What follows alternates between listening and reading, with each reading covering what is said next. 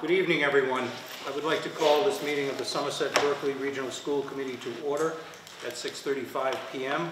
Due notice having been posted. Let the record show that this meeting is being electronically recorded. And if anyone in the audience also wishes to electronically record this meeting, you should notify the committee at this time. Any such recording may be subject to reasonable restrictions imposed by the chair to the extent permitted under the open meeting law. Roll call. Mrs. Gagliardi? Here. Mr. Ghilarducci? Here. Mrs. Field? Here. Mrs. Terra? Here. Ms. Canoose? Here. And the chair is present. Mr. Larrabee is out of town on business and may be calling in remotely later in the meeting. And I expect that Mr. Machado will be here shortly. In addition with us this evening is our Superintendent of Schools, Jeffrey Schoonover, our Director of Business and Finance, Lindsay Albernaz, our Director of Curriculum, Elizabeth Haskell, and our Recording Secretary, Robin Vaccaro. I would ask everyone to stand for the Pledge of Allegiance. I pledge allegiance to the flag of the United States of America and to the republic for which it stands, one nation, under God, indivisible, with liberty and justice for all.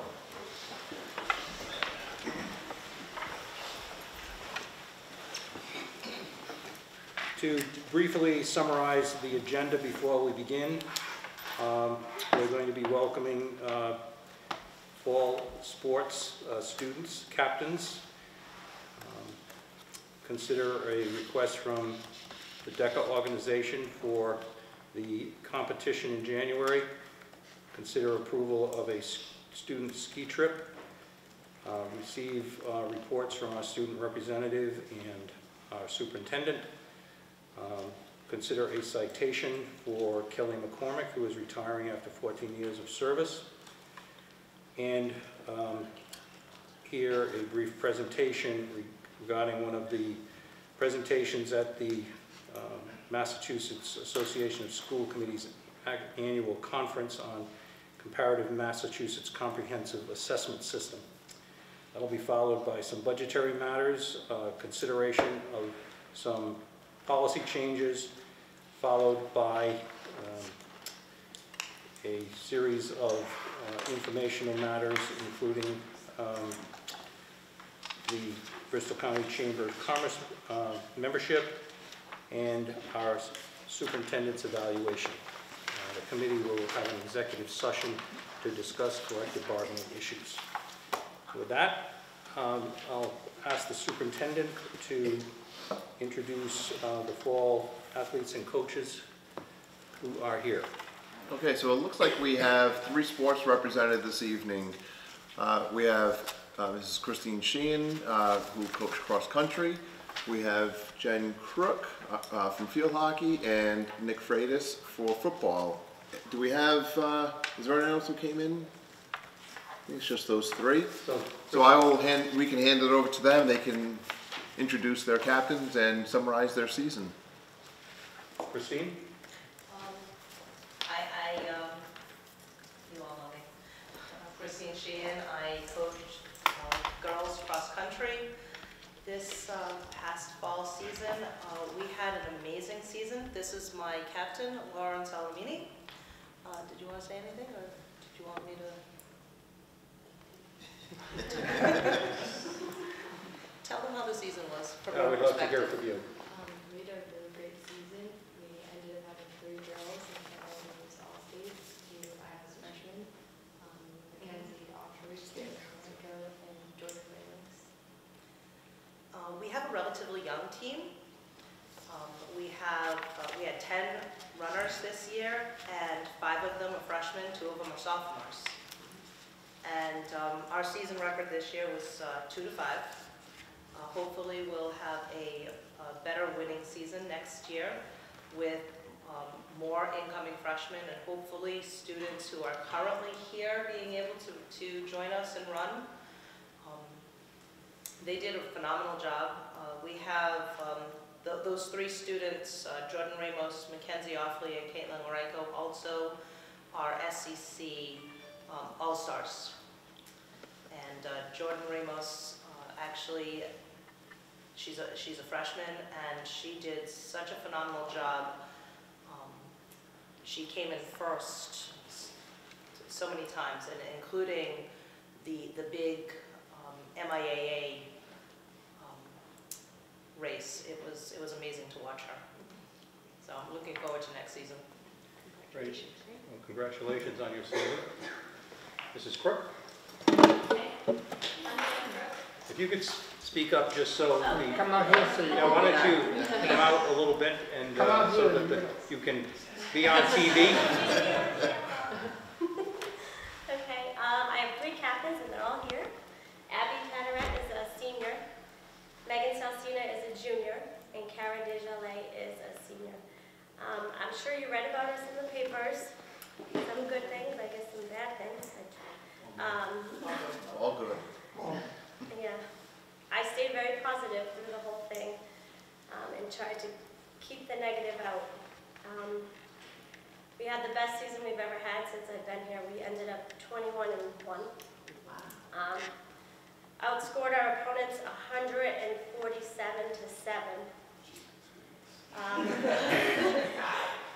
First time in the SEC, we went 12-0. The SEC was I didn't know how they were going to receive us, having the 2 boys on our team. And come to find out, they were very warm and welcoming us.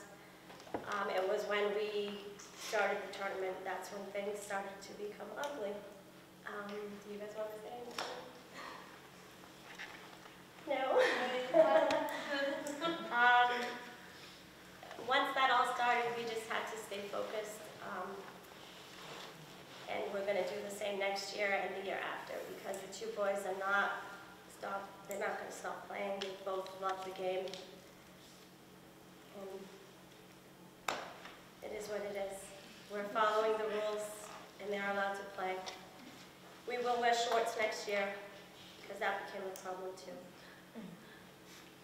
During this whole thing, our coaches, it was Coach Jen, Coach Liz, and Coach Brian that really helped us out through it. I think how strong they were and not letting it get to them emotionally around us, it helped us really push through it and kind of put a blind eye to it, and like it wasn't even there.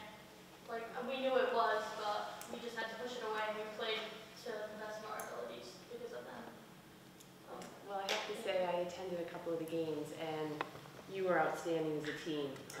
To even think for 1 minute that it was just because of a couple of players on your team is completely narrow-minded, and to overcome what you guys did this season and show what inclusion means was huge. So you guys deserve some major props there. So congratulations. Thank you. And you are ranked number 5 in the state.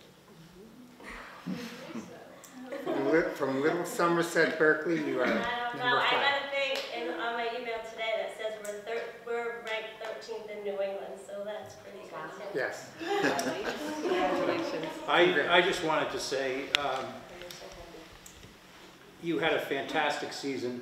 You represented our school incredibly well. And at some point, I wanted to speak out about the situation, but after consultation with the superintendent, we decided that I wouldn't say anything. But I felt okay about that because there was a letter to the editor that appeared in the Herald News, which I thought said it all beautifully. And so we know that you earned everything that you won, and we're extremely proud of you. Thank Mr. Freitas. Oh, I'm sorry. And Mrs. Crook, if I'm not mistaken, 2 years in a row of not losing a game, a regular season game, is that correct? Yes. So,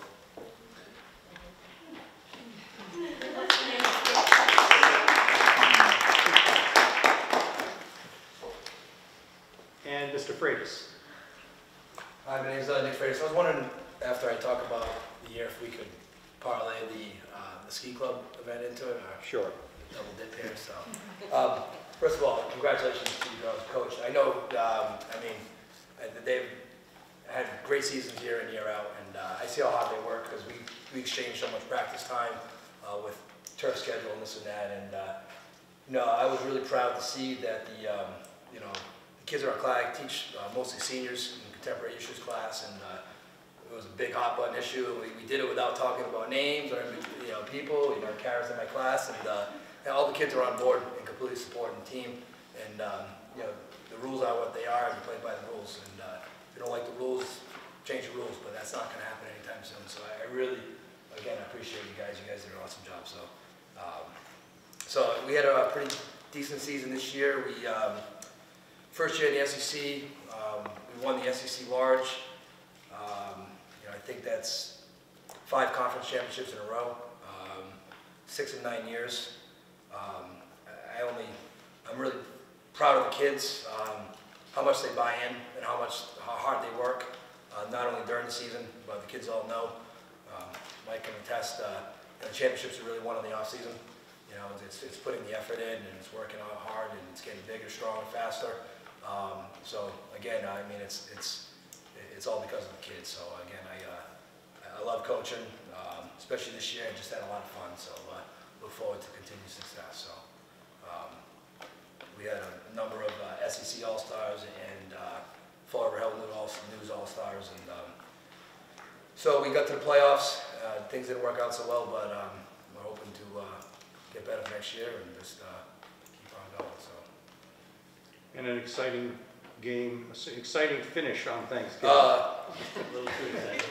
Yes, that's what yes, it was exciting.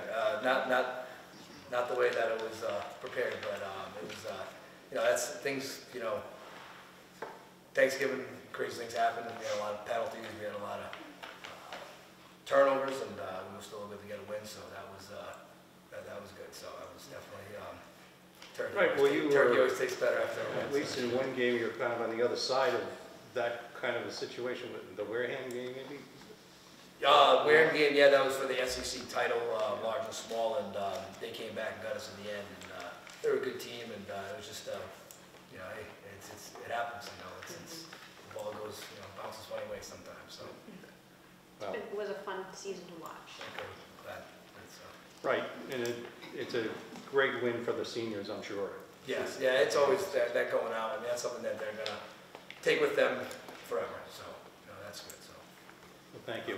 Before you do that, we'll call you in just a second. Kara Canoose, who is our student representative, is also the captain of the cheering squad. And if you'd like to just tell us a little bit about your season. Okay, so along with cheering at all the football games, we also compete. So at the SEC competition, we came in 4th place. We made it on to regionals, and I'm not sure what place we came at regionals, but that's where our season ended. And we love cheering on the football team, especially when they win so much. It makes it a lot more fun. So yeah, that's basically what happened. Oh, and I also have a co-captain, Ellie McDonald. She's a junior. Well, you did a great job at the rally, the case rally. Seen you at various football games, and you have a great team there, so great work. Okay, well, thank you all very much for coming. Great seasons. You represent our school incredibly well. We're very proud of you all, and we just wanted to let you know that. So thanks for coming in. Thank you. Okay, Mr. Freitas. We're going to take up the approval of the ski trip to Smuggler's Notch on January 26th through 28th, 2018. all right. So we've done this ski trip now. I think I've been the head chaperone for 14 or 15 years, and I did it a couple years before. We go up to Smuggler's Notch Mountain, which is just north of, it's in Stowe, Vermont, Jefferson, Vermont, actually, just north of Stowe. And it's a great mountain. It's voted year in, year out one of the best family mountains in the country. And right now, we just like to go over like the first part, talk about the justification and the rationale on why we do it. So this year we'll be leaving January 27th. There's a typo on the release form coming back. We're not but not bending time and coming back in 2017. But, I updated what I handed out to the kids, but I just noticed that it wasn't updated here when I sent it to Robin. So it's 120. We're coming back 128.18. If we can figure out how to bend time on the ski trip, I think that'd be a success. But we're not looking that far. So here's the justification rationale. Ski trips have been a part of local schools for decades. It's beneficial to students in a variety of ways. Brings students together from varied and different backgrounds. Certainly creates new friendships and increases interactions between students and teachers. A couple personal notes here. A kid I met on a ski trip when I was a freshman in high school. I'm going out to dinner with him tomorrow night. He lives in Berkeley, so it's kind of ironic, kind of full circle there. Also, ski trip, challenges the kids physically. Works on the bodily kinesthetic learning style. Challenges them to think while moving, and it also kind of gives them confidence to kind of overcome obstacles. Successfully navigating a challenging run leads to the elation and positive self-awareness. Ski trips can set students on new positive learning journeys and can create new passions, hobbies that can certainly stay with them the rest of their life. Again, that's how I learned how to ski. So I learned how to snowboard when I was in high school doing these trips. So this is also actually a great way for students and teachers to see each other in a different light outside the classroom. Sometimes we're rigid with structure and things have to be a certain way in the classroom, and they can kind of see a little bit more of your personality on the outside. So I think that's also very positive in bringing together a community in the Somerset Berkeley. So I got to ask you guys for your approval. Last year we were able to run 2 trips, which was awesome. This year we just had sign-ups. We had over about 90 kids, or just over 90 signed up. Now, I'm sure there won't be 90 attending, but it looks like we'll have 2 buses going this year. We have chaperone ratios of 1 to 11 students. Chaperone stays in the condos with the kids. The condos are, this year, they're right on the slope. So depending on the luck of the draw, you can actually slide glass door, open up, and put your skis on, go downhill, and get on a lift. So that's pretty cool. I wish I could remember the numbers because I'd make sure I need one of those, but I'm not too sure. So again, we always tell the kids, wear helmets. We always tell them to ski with buddies, never do things alone. That's nice about Smugs. It's all inclusive. There's no place to go. There's no place to hide, and it's usually a really fun time. And kids, bring coolers full of food. We've got turkey dinners, and I mean, they go all out. So it's like I said, I always look forward to it every year. So. Good. Well, we've seen this proposal in past years. I don't have any questions. Does anyone else have any questions? If there are no questions. How much is the trip? $304. Same price as last year. Okay, the same price. Yeah. It's going. I think when I started, it was going back 15 years, $259. So the price hasn't gone up that much. Really for the accommodations, the kids also get a dinner, two breakfasts, Saturday and Sunday morning.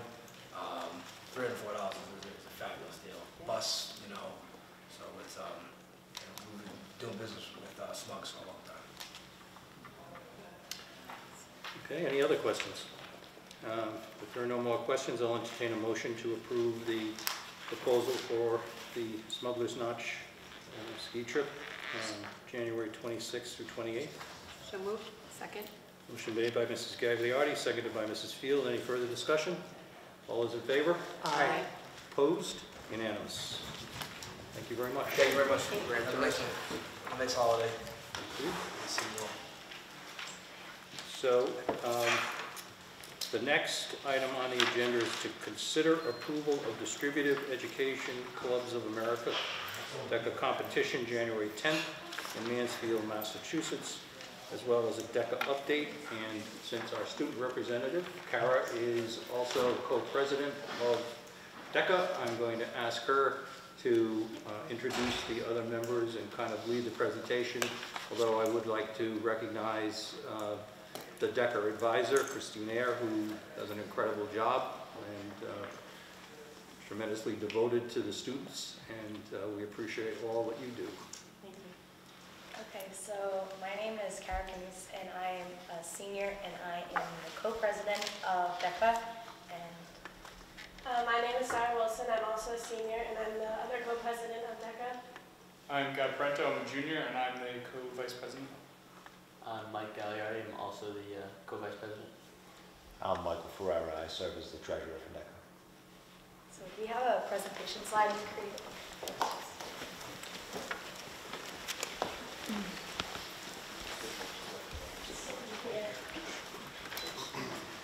Okay, so thank you all for having us. We are just going to do a quick slides of what we've been doing and what's to come. So when it turns on, this is just our 2017-2018 DECA season.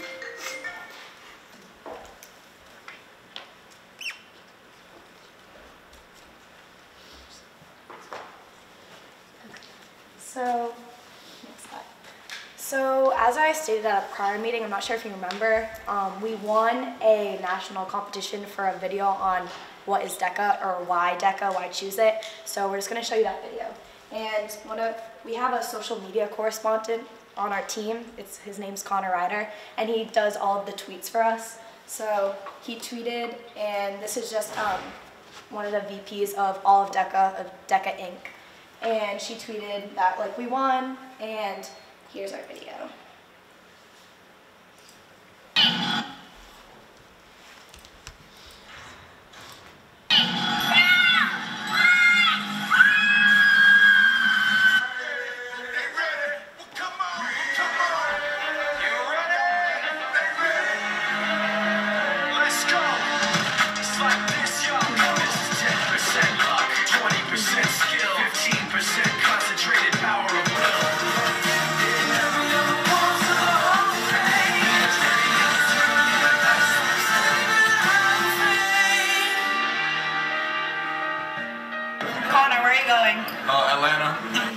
So just some background behind the video.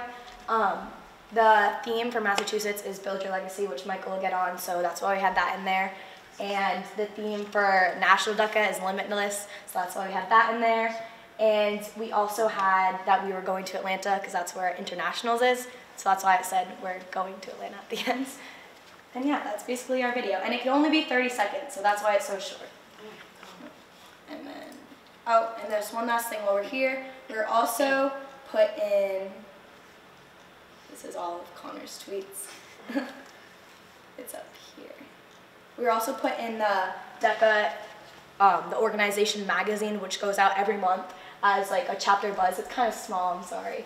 But it's just saying what like the chapters are doing, and we were the only school from Massachusetts to be put in. And just a picture of all of us at our first meeting, so that was really cool too.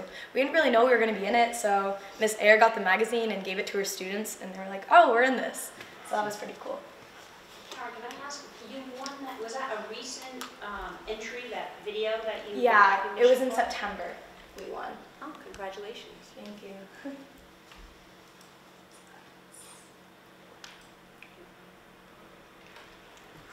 Alright, so this year we have 122 members, which is 24 more than last year, so we increased our membership.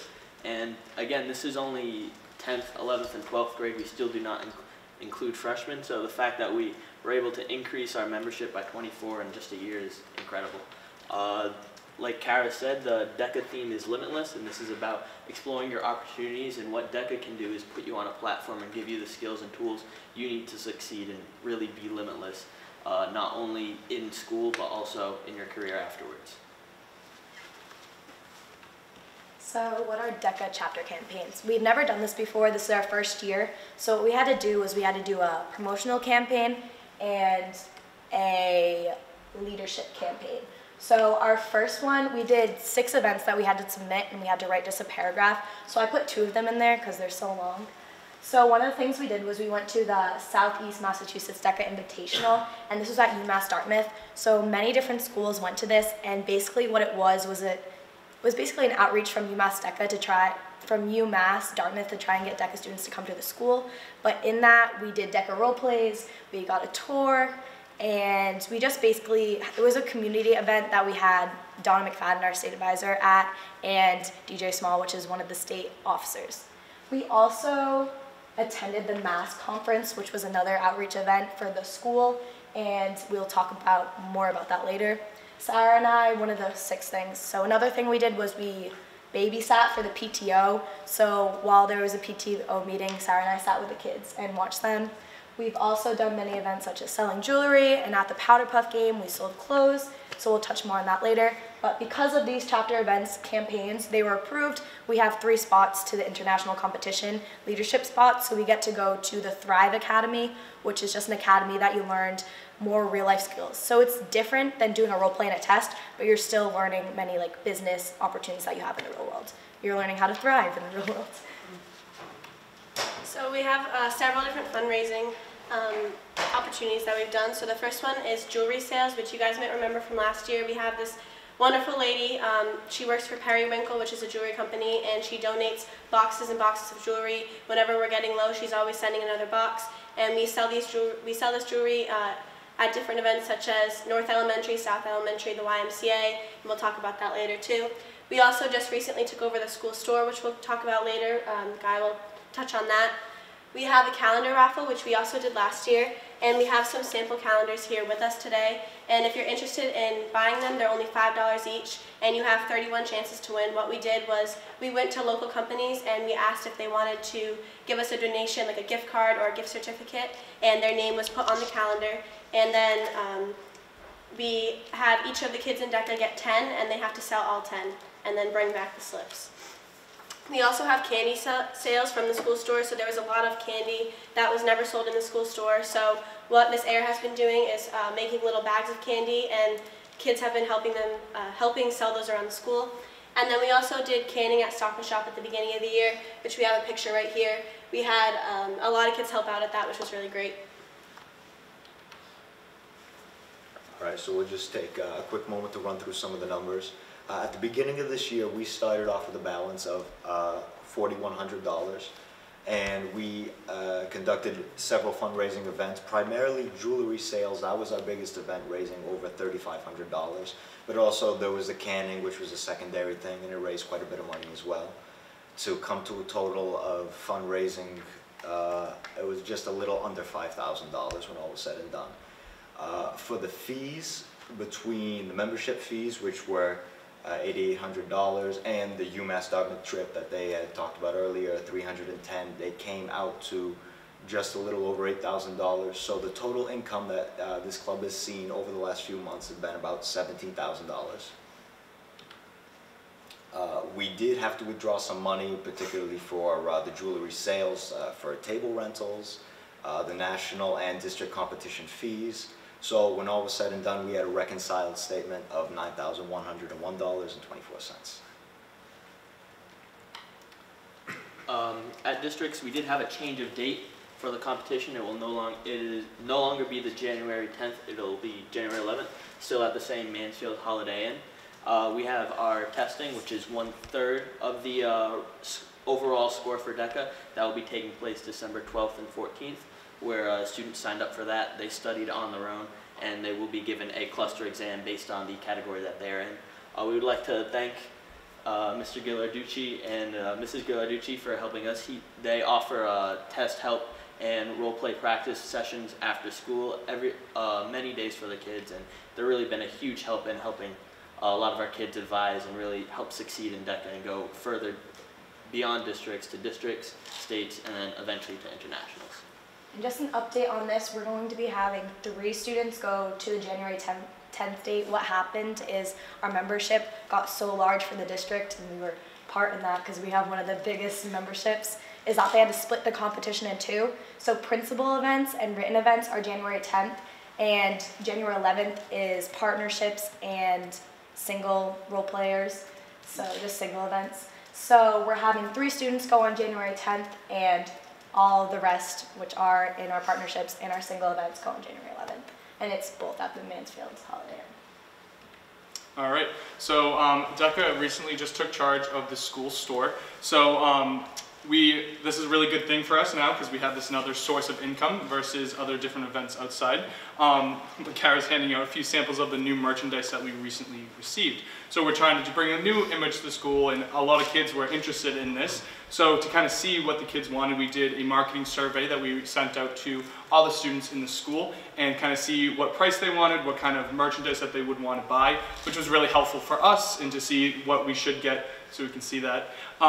Just to run through some of the numbers like Michael had already done, we've had the 2 clearance sales, so we kind of just wanted to get rid of all of the old merchandise that was in the store so we can bring in the new. So we made about $1,600 with that. We had 2 more merchandise sales like big events. We made around $3,300 with that. So the total income so far for the school store after taking over, we have raised over $5,000. So we also have to make sure that we're restocking the store with all the students that continue to want to buy this merchandise, which is really awesome because we're seeing all this interest in it, which is great. So we still have to restock the store. So hopefully this is a good thing, and we look forward to continuing that. And thank you for all the support too, because I see Mrs. Schoonover, Ms. Field, Ms. Gagliardi always stop in to say hello and purchase things, so thank you very much. All right, so like Kara mentioned earlier, Kara and I, we attended the Mass, it was superintendents and school committee members conference, and Mr. Galaducci, Mr. Pierce, Mr. Schoonover, and several others were there. And there we went to a workshop about social emotional learning, and this was kind of new to us because we haven't really heard about this before. We've never really heard it talked about before. We learned about communication, professional learning development, how to build connections, and stuff like that about positivity in the school environment and just getting kids to be positive around each other. And then what was also really cool was the advisor for MassDeca, Donna McFadden. She had a booth there because different companies and businesses set up booths all around the room. They had little pens and stuff like that that they were handing out. And Donna McFadden asked Kara and I to help her at her booth, which was right here. She had displayed old trophies and plaques, and a lot of people came up to us and asked, like, what is DECA? Some schools were actually interested in starting their own DECA club because they didn't have it before. So Kara and I got to explain to them what DECA was, and we also got to build some connections with business professionals, which was really cool. So thank you for your on and on support with DECA, and at this time we'd just like to ask permission to go to our district's competition in January. And if you have any questions, we're welcome to answer any. Are there any questions? Is that just a day trip to? Yes. Mm-hmm. Okay. Your representatives did a wonderful job at the school committee conference, and we had the pleasure of having lunch with you before you headed back, Mr. Galaducci and I. This is Air. So again, another group representing our school very well, but obviously all of you do that at the competition. So again, we're very proud of you. Their only drawback was they didn't win the bingo. Yeah, we didn't win bingo. They didn't win the bingo. There was a bingo competition at the conference. We went to every table and we still didn't. Oh well. Okay. So, we have the proposal to attend the competition on January 10th in Mansfield. Mr. Pierce? Yes. It's been moved to the 10th and the 11th now. Okay. Okay, it's 2 days because they outgrew their venue by 311 students. So therefore, they had to split it into 2 days.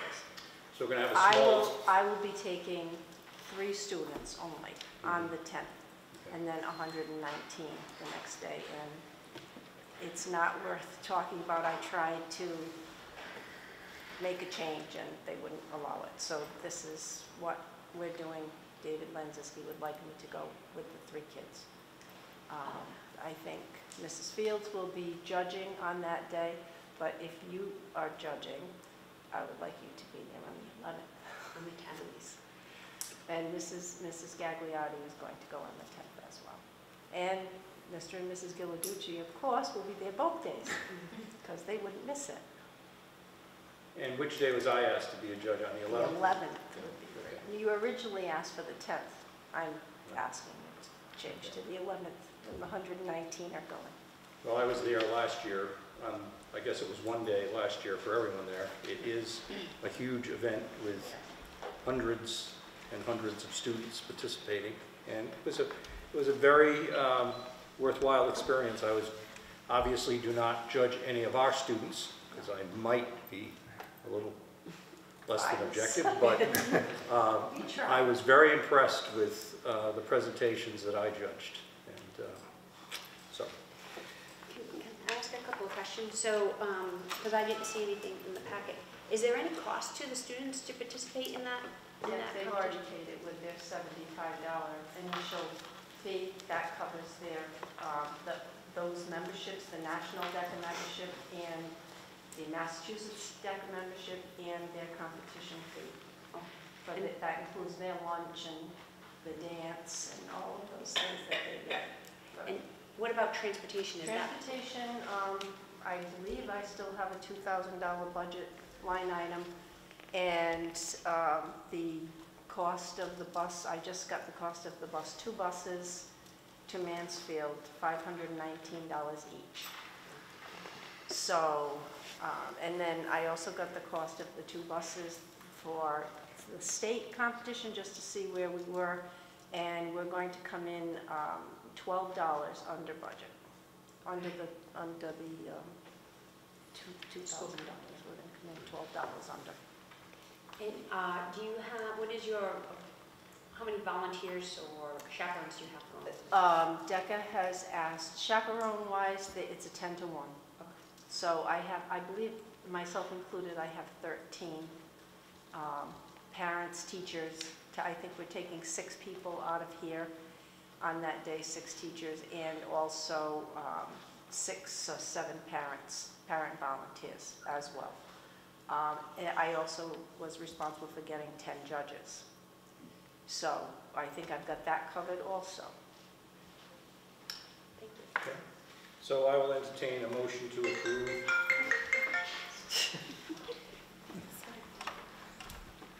approve the request of the DECA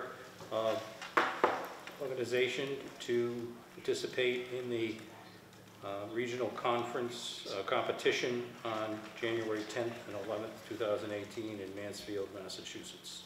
So moved. Second. Motion made by Mr. Ghilarducci and seconded by Mrs. Field. Any further discussion?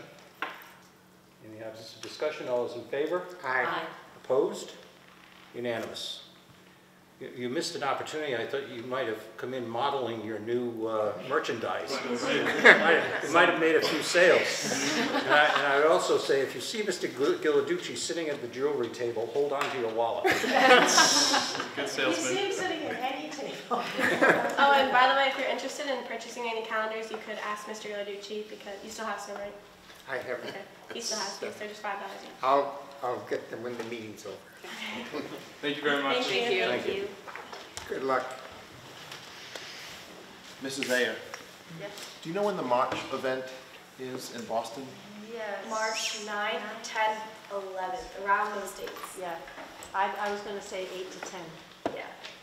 I think it's 8 to 10, the 8th to the 10th in March. Okay. I'm just thinking ahead and Yeah. identifying what school committee meeting we Yeah, should come to. we should, once this competition is over, maybe you come in, we have a meeting at the end of January. Report how many are going. Right. Right. But yeah, March, I'm almost positive C 8 to 10.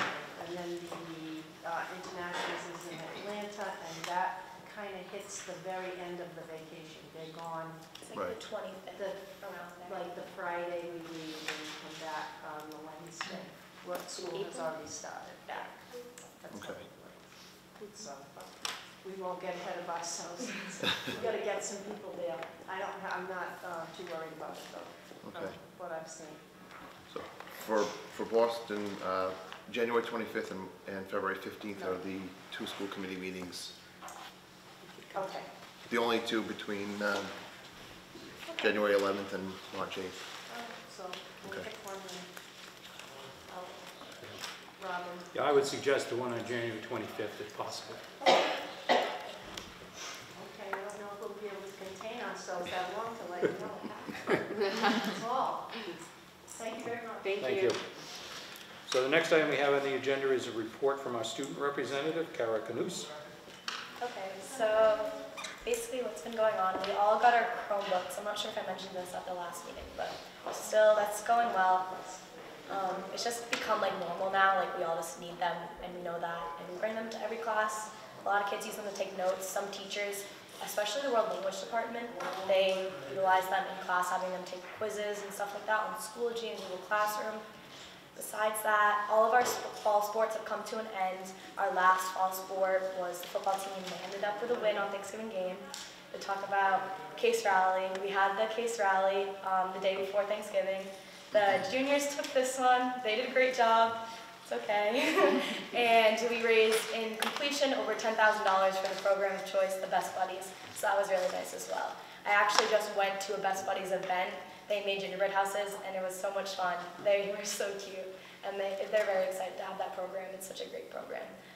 Also, what's been happening? We had an 8th grade night. Did I talk about that at the last meeting? No? So we had an 8th grade visiting night where we did tours of the school, and we had a bunch of activities. I think all the activities come in, and student representatives from each activity. And what happened was they had like an informational session in the pack, and then they were brought on tours by our big buddies around the school, and they stopped at each content like coordinator's section, and so they got like a layout of what classes are offered for each grade for freshmen, and then like a continuation through the years. Like if you took this class, this is where you go next, this is where you go next. So that was very helpful. A lot of the parents loved to see the difference between the levels. That was confusing for some. And they're very intrigued by how big the school was, I'll just say that. Also, they liked how we had the new signs. Well, they're not new, they were here 4 years ago. They like the signs that say like, oh, it's just a square, and this way is the 300s, this way is the 320s. They like those. So at the activities, I think that was a huge success. A lot of kids were interested in everything. You could see them taking every paper, which we know won't happen for most of them, but it was still fun to see. What else has been happening? And I think as a parent who participated and brought my 8th grader to that, which was so wonderful to see, was not only were the kids able to consider what they might want for classes next year, because this is the first time they were exposed to what their classes might be, and I think they picked next month, if I'm not mistaken, which is a huge help. And they actually, there was just this whole environment of them being excited to come to the high school. And as the students moved from the tours into the activity room, all the older students were clapping for them. Yeah. And I just thought it was just a great way to make high school not scary. And I know in our house we started talking about classes, and that didn't happen with my first child when we went through it. We didn't get to have that experience. So you guys did a phenomenal job. And you were there pretty late, I think. They had and you guys had to practice, right? For Case, yeah. But it was great. You guys did a great job. Yeah, I know when I was an 8th grader, I just signed up for sports and entertainment marketing because it sounded fun. I didn't know what any of the classes meant, I just signed up for what seems cool. So yeah, and then the show choir, we just went to it's kind of like a scrimmage per se, where it wasn't a competition, but it was just showing everyone our shows. So this year our show is on Coming Home, and it's basically about a war, and in it you hear the Declaration, December 7th, like that whole thing, and a moment that we lived in infamy, and it's just basically about that. And then we're gonna have veterans come in the future and just watch our show. Mr. Lindvinsky and Mr. Bianco are planning a date like that, and that was at Oliver Ames High School, and that was really fun. I think that's basically what's been happening. We have a concert coming up. We had Pops Night, and now we have Vespers concert that's coming up, and I think that's well, there's one more. There was Wellness Night the other night, and there was a phenomenal speaker. He was so good. I'm not sure his name, but he did so well. And it was just the Wellness Night for all of our winter sports. So basically getting into the swing of winter sports, and all the tryouts have been held, and all the teams have been made. So I think that's it. Thank you. Great, thank you. Thanks, Karen. So if there's no objection, I think we'll move now to the superintendent's report.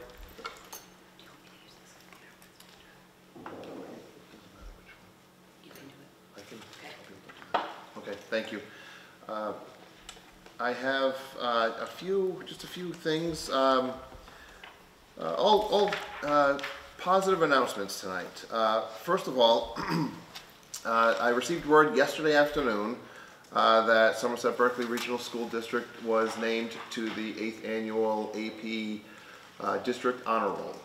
And this is, we are one of 447 districts across the country and Canada that received this recognition this year. It is based on our AP enrollment and success, comparing 2015 to 2017. It's always looking at a 3-year span. So we have, as a district, as a high school, we have experienced a 33% increase in both the number of students who have participated in AP exams and 33% gain in the number of exams taken. They don't always have to be the same. You could have an extra student take several more exams, but we have 33% increases in both. And we've maintained a passing rate, students scoring 3, 4, or 5, and at least 70% of our students have. So it was 73% this past year. It's a great honor for the high school. We are one of 25 districts in the state and one of 52 across New England. So it's, you know, it really is, when you think about all of the school districts, not just across the country, but even just in our state of, I think we have 351 districts. And not counting some of the charter schools and things like that, we're one of the 25 that receive this honor. So it really does show, it's just an example of the great work, the challenges that our students have set for themselves, that we've offered these challenging courses, and AP courses are equivalent to introductory college work. And our students are accepting those challenges, and more and more of our students are participating in these courses, taking the exams and doing well on those exams, and have that potential to earn college credit. So really, congratulations to our students, to our staff who are pushing their students along and creating that culture where students are accepting those challenges, and to the administration for really creating that environment to have a 33% gain in the number of students in just a couple of years when the numbers were already high. We already had 165 students 2 years ago, and we're up to 220 students this past year. So that was very good news. Before you Yes. move on, do you have a list of the 25 high schools in Massachusetts? Yes. I'm going to be interested in seeing that. I have a press release that I just shared late this afternoon with Mr. Austin and Mrs. Sullivan, and the link to that is in that, and I will share that with the school committee later on this evening.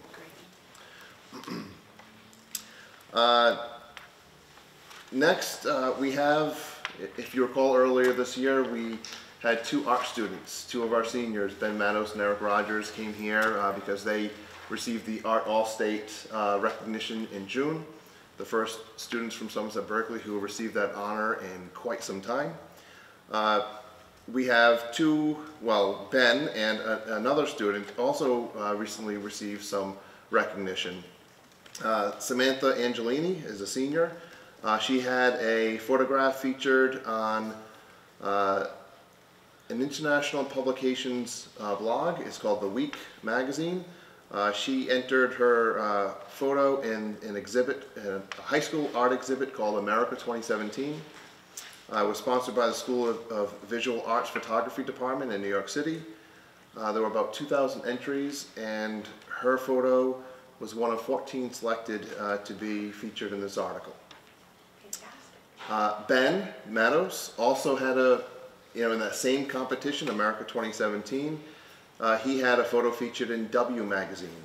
Again, out of about 2,000 entrants, his photo was selected as one of 27 to be published in that. So I will also share those 2 links so you can see their photos as well as the ones that were selected across the country. So really, it's great recognition for our students, for their to be recognized for their talents, and really and also for Mrs. Troutman, both digital photography students of hers. So she's encouraging them to explore these other opportunities and continuing to guide them and really cultivate their talents to be selected for publications like this. And lastly, I had the pleasure earlier today of presenting the Superintendent's Academic Excellence Award to Jillian Levesque. Jillian is here this evening. It's always one of the best events that I get to go to every year, where we really recognize a student who represents everything that we're about, the reason why we are here. Jillian is a phenomenal student.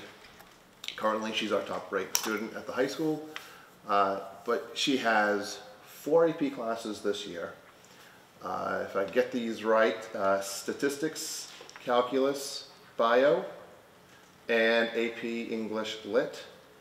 Last year, it was AP English Language, Statistics, Psych, and World History. And the year before, as a sophomore, US History. So 8 AP classes during the past 3 years. And that US History, if you recall, is really freshman, sophomore year. In addition to that, she's also taking virtual high school, a course on virtual high school this year, Anatomy and Physiology. Probably because she couldn't fit it into her schedule because of all those other courses that she's taking. Jillian wants to go into nursing and has applied to UPenn, UNH, BC, Georgetown, I know I'm missing one. UMass Amherst. I thought there was another one too, no? UConn. Thank you, UConn was the other one. Georgetown, I think, is your top choice, based on Dr. Brailsford's comments? Okay. But this event today, it's not just recognizing them for what they do in the classroom, but Jillian was also present with the honorees from Case, Seekonk, DR, Apponequet, and Taunton High School. And each superintendent gets to invite the principal or assistant principal who was ever there, and then they go on and really talk about the student. And while they are all extremely talented, everything turns into, those other characteristics of the student that just make them so special. And Jillian was certainly no exception to that today. In fact, I'm not going to repeat the story now, but I even had my own personal story that I got to share, where she just makes a difference in people's lives each and every day, and she doesn't even know it, but she does. And she really represents, everyone all the students that we want to have and what we want our own kids to be. She is that. So, Jillian, if there's anything that you want to say, just thank you. Okay. And in addition to just receiving the award, there was also a $1,000 scholarship that each of the students earns through South Coast Collaborative. So she did not know that she was getting that scholarship, and when Mr. Heinbecker announced it, I think her mouth dropped just a little bit, as were the mouths of the other kids who were at that table. I don't think anyone really knew it. So it's also just a nice symbol of your hard work. She's also a Music Town Princess. And a Music Town Princess too. Okay. Well, are you sure you don't want to say anything, Jillian? Because we'd be happy to hear from you.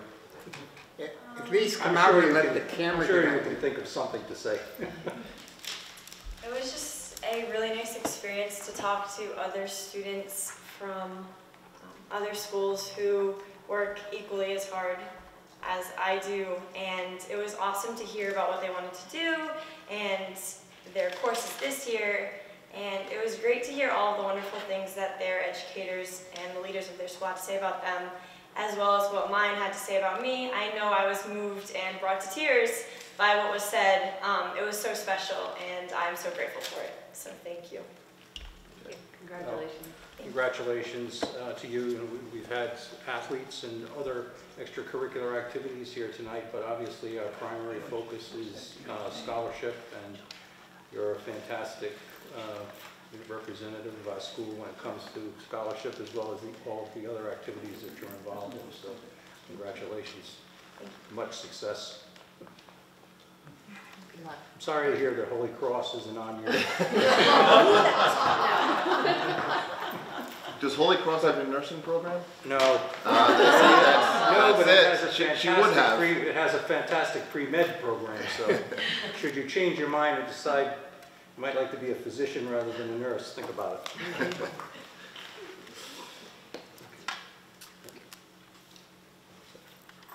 And your family is here with you, so I'm sure you're incredibly proud of Jillian, as well you should be. So congratulations to all of you, because I'm sure you played an important part in her success. So we welcome you here as well tonight.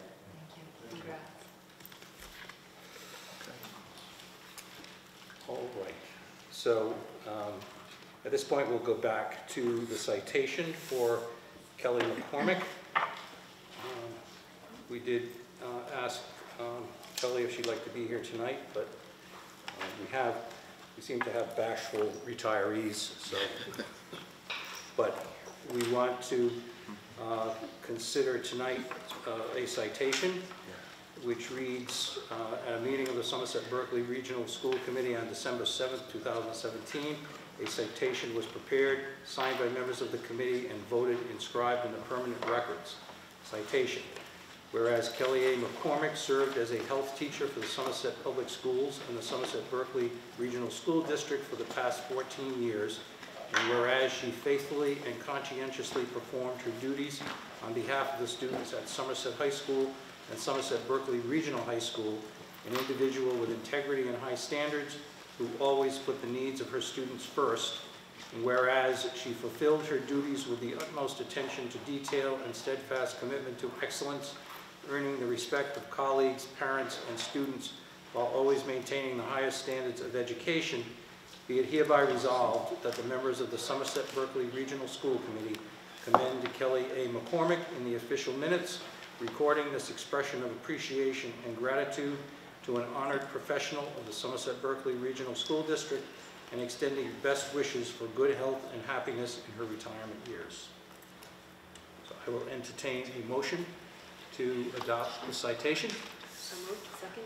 Motion made by Mrs. Gagliotti, seconded by Mrs. Field. Is there any discussion? In the absence of discussion, all those in favor? Aye. Opposed? Unanimous. And finally, under Student Achievement, Teaching and Learning, we have Comparative Massachusetts Comprehensive Assessment System data. Mr. Schoonover?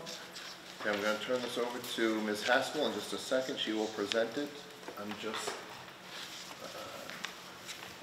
going to connect.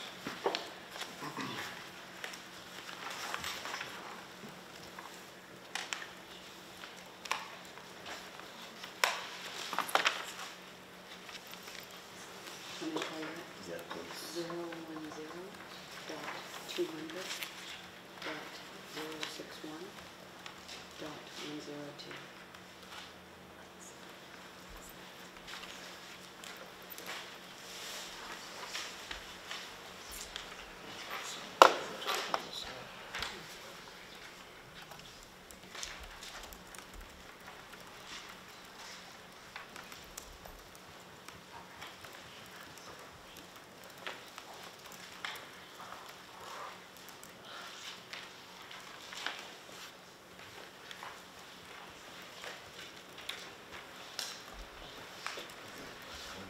Yes.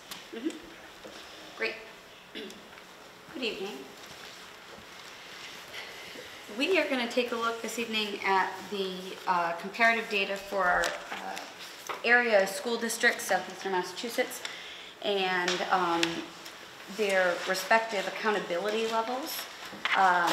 So that is the goal for this evening, is to provide comparative MCAS data for Somerset Berkeley Regional High School and Southeastern Massachusetts school districts. So we have talked about some of these other schools in several of the previous school committee meetings. And at the last one, there was a request for the comparative data, so we have included that. We have included, you'll see the green strip, the highlighted strip, is Somerset Berkeley Regional High School right at the top. There will be two slides. We've put Somerset Berkeley on both slides. And we have the percent of advanced and proficient for English language arts, math, and science. We also have the accountability level. Somerset Berkeley Regional High School's accountability level is 2. The highest accountability level for MCAS in the state is a level 1. So we have included on this particular slide Dartmouth High School, Dayton-Rehoboth Regional High School, Fairhaven High School, Freetown Lakeville, which is Apponequet High School, Norton High School, and also Old Rochester Regional High School. Take a look at those numbers.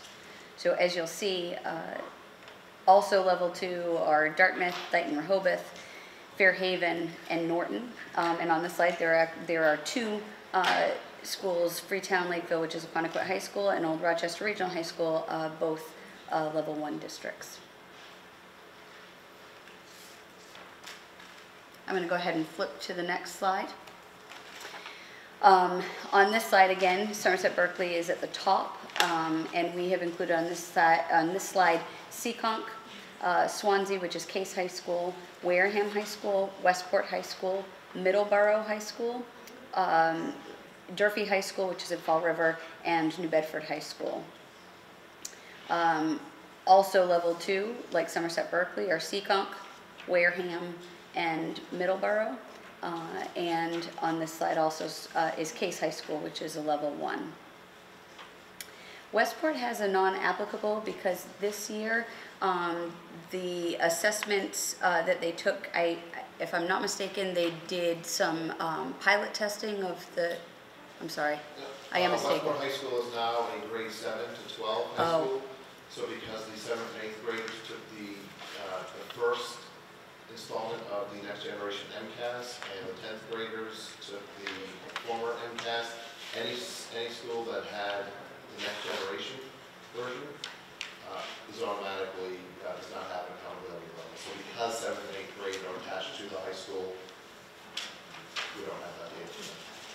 Thank you.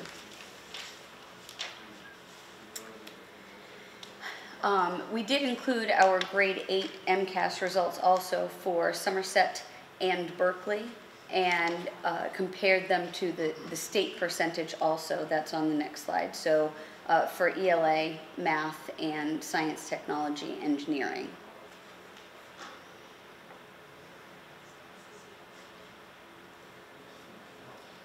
If I can on the slide, I'm standing here for a second just while this was over there, but I did include for the science, technology, and engineering data what the FY16 rates were, only because even last year at 47%, I don't think anyone would expect that that's really sufficient. We expect higher than that, but we did have a drop to 35% this year in 8th grade. But we implemented a brand new science program last year in 8th grade that is much more hands-on, and we actually went ahead of the states. The state is still assessing based on the old MCAS standards. We have said we're not going to. We are going to align ourselves and teach according to the new standards, and with an understanding that there is a misalignment between the two. And so that, coupled with the fact that we had a brand new program last year, and every time you introduce a new program, you experience usually a pretty significant drop. And we did experience that drop this past year, which was entirely expected. But we know by doing so, we are better preparing our kids for the next several years.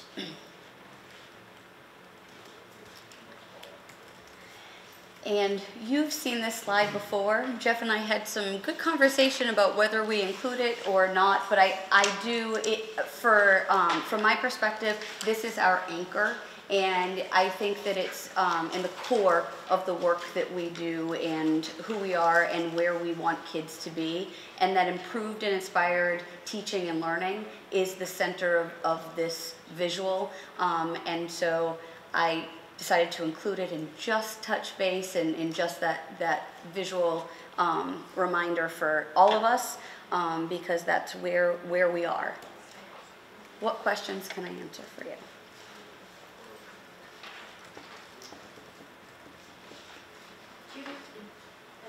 mentioned that switch in the 8th grade science curriculum. Do you see any other changes that have been implemented or are set to be implemented that might have other impacts, either negative or positive, that you can see in the future? Like new programs or new approaches? At the middle school level, at the high school level, or both? Both. We continue to look at Liz and I were talking about this yesterday, about the level of math that we offer at the middle school. And we don't have a lot of students taking Algebra 1.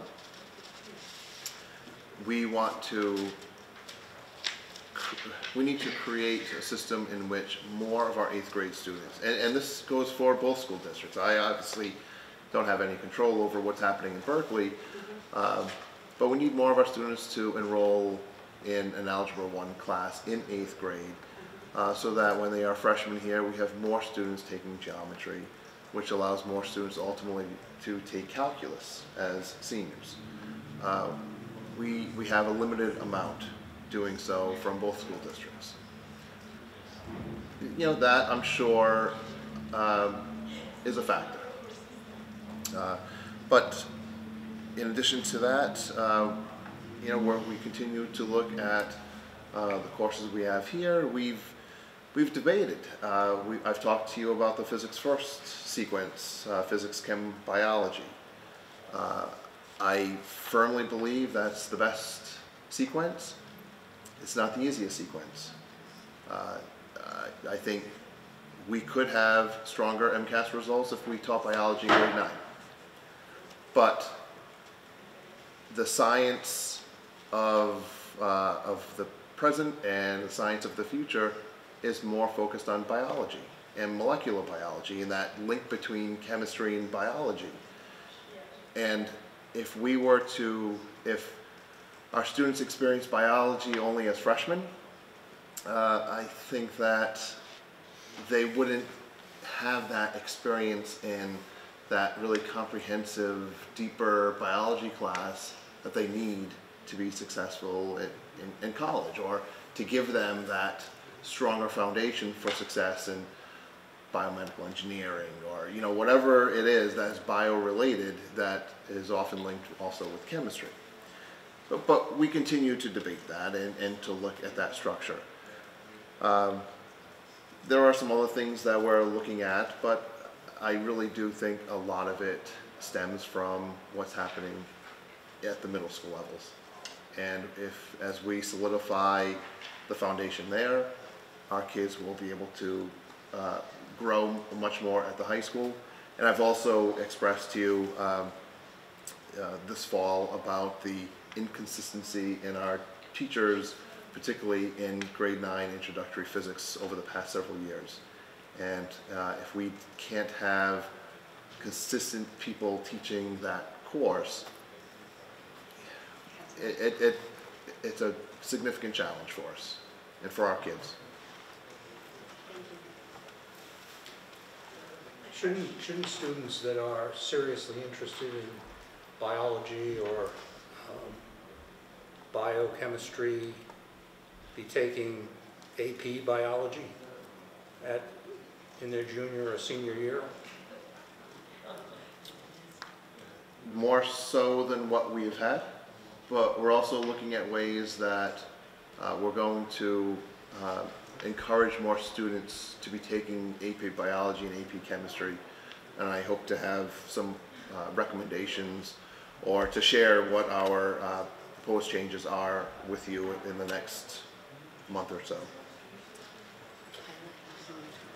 Oh, thank you. And Ms. Haskell is just mentioning something else that is happening. So recently the Department of Ed has requested, they've informed us that all school districts will be participating in a pilot test of the computer-based MCAS in either ELA or mathematics this year. At least 25% of all students in every high school will participate in one or the other.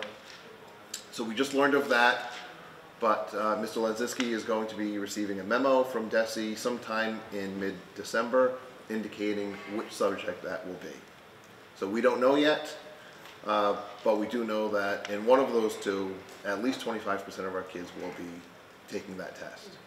So how, looking forward, what the impact of that will be, I don't know, because we'll have some kids taking one test, some kids taking another test, some on paper, some on computer. But it's a way of them having students field test the questions so that in spring of 2019, when the new test is administered to all students in grade 10 on the computer, they already have some testing on the test questions. So they create the validity for those.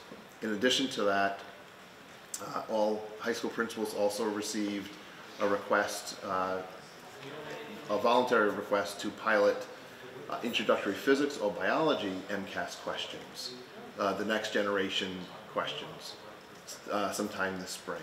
And Mr. Lenzinski has responded that we are interested in participating in that field test. It may only be one class of students, we don't know.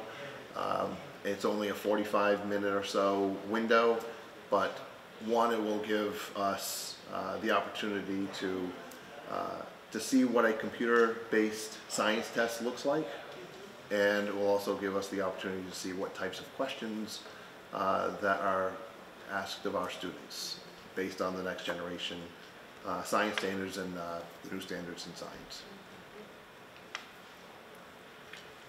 So one other question for me. Do we know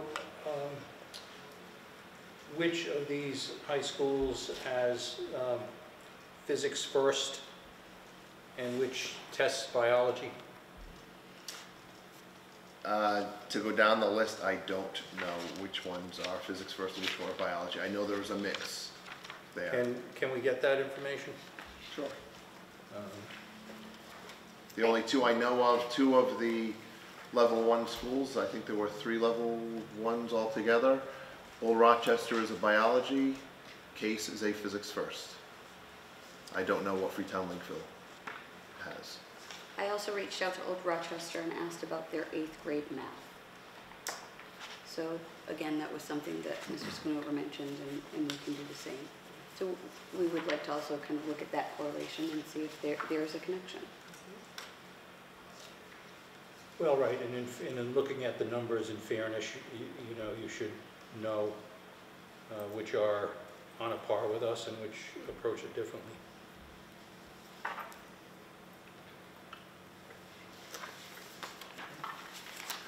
Anyone else have any questions? Yes, so that was one of my questions, is on the level 1 districts, do we have the same curriculum as the level 1 districts, or do we have a different curriculum? Us and Swansea are almost the same. It's the same. I mean, Across the board for K-8 and the high school, or? In the high school, grade 9. For ELA as well, or just not? Both I was referring to science, I'm sorry. In terms of programs, I don't know. When you say curriculum, you mean like the textbook or whatever that they're using? I don't know which ones. I know we do have some that other districts have. Go Math, so now are you asking K-8 or high school? Well, I guess you can bring that up at K-8, but for the high school level, the ones that are level 1s are, do we have the same curriculum as level 1 schools? Or are we more aligned with level 2s and level 3 schools? High schools follow the Massachusetts curriculum framework. It's not like K-8 that you buy a program or a curriculum. So we're all on the same curriculum as all the schools, regardless if they're level 1 or level 4. Even for K-8, they're all based on the same standards, no matter what district. The curriculum is based on the same expectations, the same standards. Yes.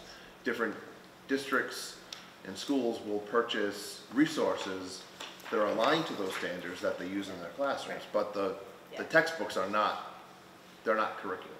It's simply a resource to help students and teachers access, have practice, and learn a little bit about the material that's connected to and aligned to the standards, but they're not the curriculum themselves.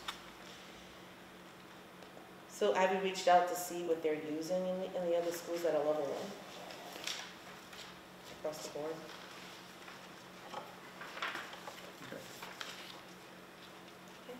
Thank you. Okay.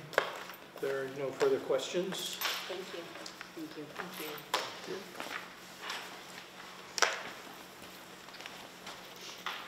The next item is budget transfer request. Okay, so you have a 3-page document in front of you that was sent out with the agenda attachments relating to the FY18 budget. I will highlight each of the 4 entries. The biggest adjustments that need to be made are the med therapeutic services are projecting to be about $30,000 short from what was budgeted. My finance team and the director of special ed meet monthly to review special ed projections, whether it's medical therapeutic, transportation, or tuitions.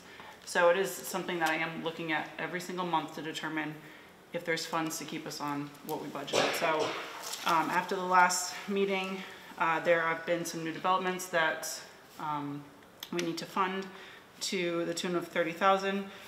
With that, we're also looking at special education tuitions. Those are going to be able to absorb those needs for the medical therapeutic services.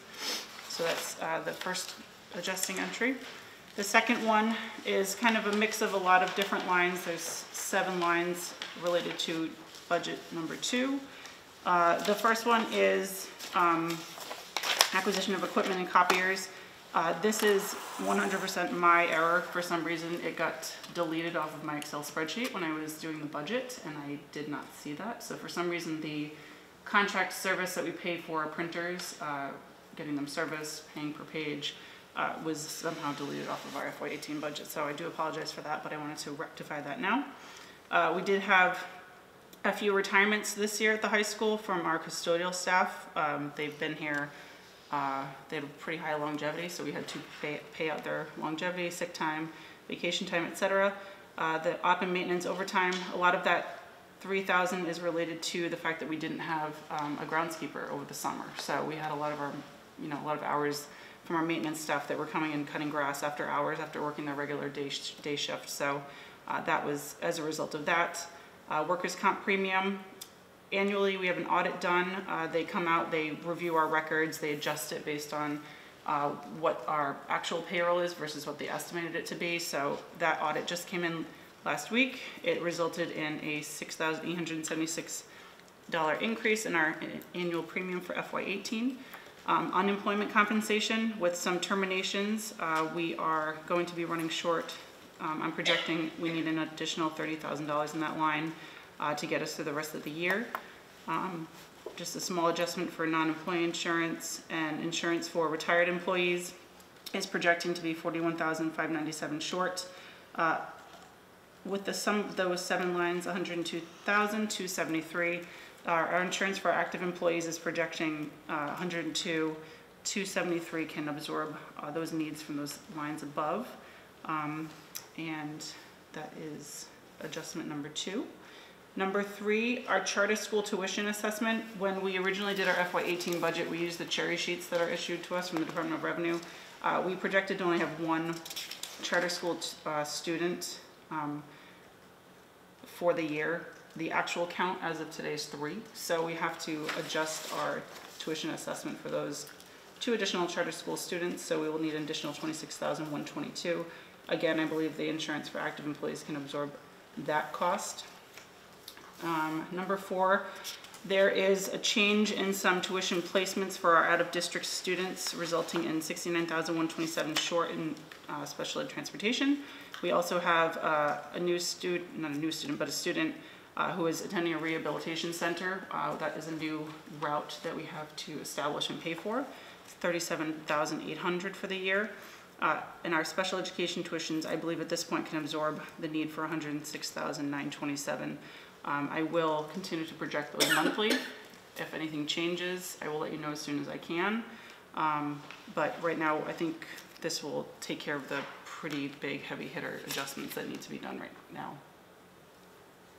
Your face is not so pleasant right now, Mr. Pierce.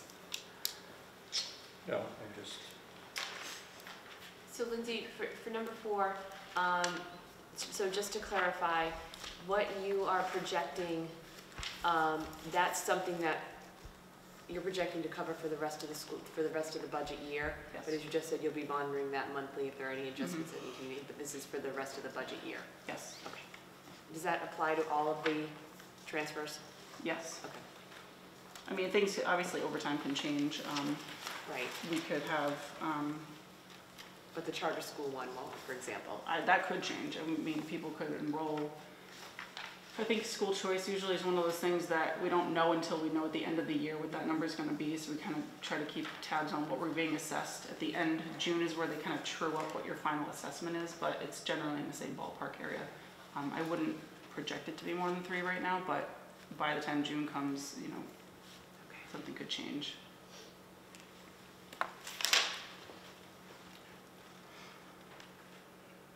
I may have missed the beginning of that, but isn't the number set as of October 1st? Isn't that? I thought it was, but for some reason when we do, I think it follows the same thing as school choices where the number is set, but for some reason you may have students that the counts may fluctuate from the first time that you get your cherry sheet to the final June one. So in June I'll know what the final assessment would be for school choice and charter school, and I can request to transfer them, but I don't anticipate it being anything major. Right.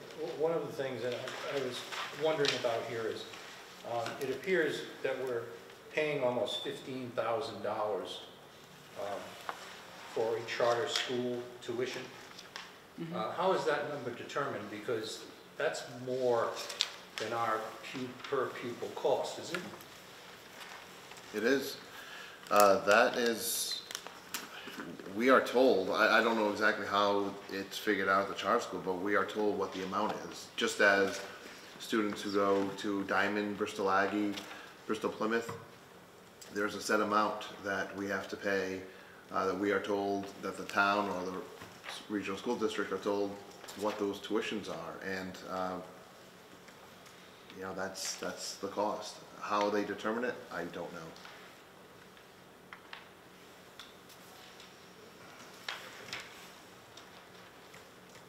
So it's costing the taxpayers in Somerset and Berkeley more to educate a student at a charter school than it would be if they were here at our high school. That's correct. Not a flat rate, doesn't matter what charter school we go to. I think it does depend on the school. Oh, it does. So could we, and this isn't urgent, but could we just kind of see if we can get a little more detail on how these numbers are determined for our assessment? Sure. Are we sending, does this represent students at more than one charter school, or do we know? I can look it up right now and get back to you before the meeting. Right. Well, it's not, you know, it's something that you can perhaps address if we get a little more detail about it. At a later meeting? Yeah. Okay. Okay. So, are there any more questions? This is positives and negatives of school choice. Pardon me? These are positives and negatives of school choice, I guess, right? Just a Yeah. comment. Just an No, I observation. understand. But this is not necessarily school choice, that's a set amount. This is Yeah, charter this is school. charter school.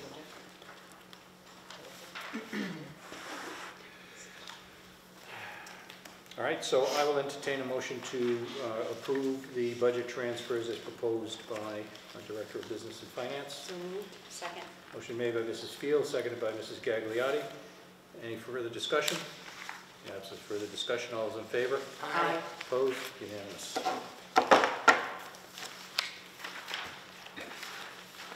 Okay, next is approval of monthly invoices. Are there any questions on the monthly invoices? If not, I would ask everyone to sign the warrants before you leave.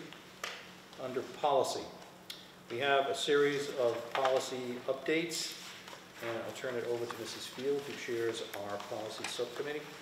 Just to go through the process, to remind everyone of the process of what we're following. Back in June, the MASC released a list of policies that had some of them had straightforward changes, others were a bit more in detail.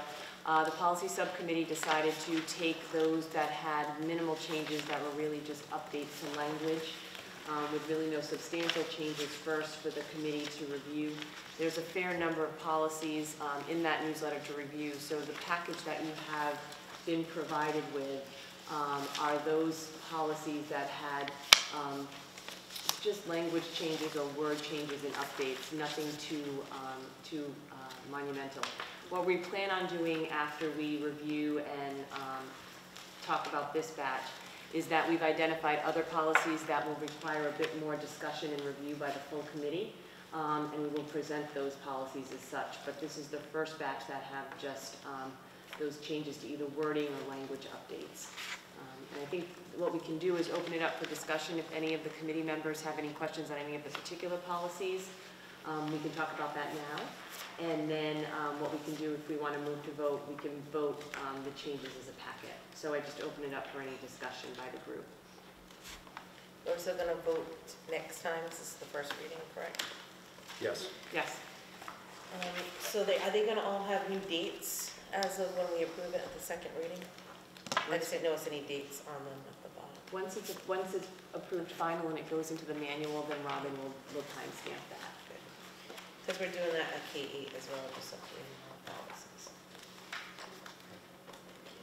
I didn't have any questions when I read through them. All right. Does anyone have any questions? Good job. Okay. Then I will entertain a motion to approve at first reading policy ACE, ED, EDC, EFC, KCD, JFDB, JLCB, JLCC, IB, IC and ICA, IE, IHA, IHAI, IHB, IHBH, IJOB, BD, and CBB, CBI, CE, CH, CHA, CHC, BDE, BDF, BEDA, BEDH, and BIBA. Second. Is there any further discussion? In the absence of further discussion, all those in favor? Aye. Opposed? Unanimous. And at our next meeting, when we do the second reading, I think we will again consider the policies in a block. So if anyone has a specific policy they want to talk about, just identify that policy. We'll consider all the others, and then if necessary, we'll consider an individual policy if any member wants to discuss it. Can I, since we're on policy, I don't know if I should wait until other matters, but I was wondering if we could bring forth at the next meeting the computer use policy. I'm just looking for information on if we should review damage to the Chromebooks. So if it's done on purpose by students, what is the discipline policy on that? Because right now there's insurance, so I'm looking for, the insurance doesn't mean we can throw it against the wall. And I think we need to look at some kind of consequences, you know, what the superintendent and the principal might think is necessary for students purposely damaging the Chromebooks. Is that, Can we can put that on our policy. Yeah. We'll put it on our policy agenda. Just something to review after you consult, because Because it's coming up. Well, it ties into, we also, if you recall, we also talked about how we were going to, once we rolled out the Chromebooks, we were going to revisit the acceptable use policy as well. So I know that this is a little bit different, but we can add that to the agenda and have that conversation. And I'll talk with Mr. Levesque to see what kind of instances we've had so far. We do have, I believe we have policy, or at least whether or not it's in school committee policy or just in the handbook about destroying school property, regardless of what it is, whether it's defacing something, doing something to a textbook, school equipment in a classroom, if it would fall into that, or if we want to call out the Chromebooks specifically, but we can talk about that. I think the issue is, we have that policy for damaging school property, but when it comes to insurance, it's almost like, well, I pay this insurance, so whatever happens can happen. I'm paying for it. So I think we need to have something clarified for parents to understand, malicious damage, there's consequences. Because it kind of will just trickle down to other students thinking it's okay. Damage. Something. well, people have insurance on their automobiles. That doesn't mean they drive them into the wall just because they have insurance. Yeah, but people have damaged windshields and say, I get a new windshield. It's like, it has happened, not saying it's the right thing to do. I can attest to the fact that it's very easy to get damage to your windshield. It's happened to me twice. Once when my windshield had to be totally replaced, and another occasion when it has a little stone break that if you don't have repaired spreads out through the entire windshield. So over the course of several years, I've had two windshields totally. One day I was driving on 195 and a truck went by me and hit my windshield. We can ask the superintendent to look at this, but unless we know that there's, I haven't heard anything to suggest that our students are maliciously damaging their Chromebooks. Well, I'm bringing this up because I've heard. Sorry. Okay. I know of one situation, and this came from one of my students, that he did maliciously damage his Chromebook the first day he got it, but because it wasn't something that happened to the Chromebook that was accidental, the insurance didn't cover it. He had to pay for the new Chromebook. I'm sure there's more than one now. So I'm just letting you know, the insurance, from what he told me, and he admitted fully that he did that, the insurance only covers if it's accidental damage, not malicious damage, and he was on camera. So again, maybe just something that needs to be said and done, I guess. Yeah. Well, maybe we can just have an update, a general update on the Chromebook implementation plan, and if there are any issues, including this one, that need to be addressed. Okay.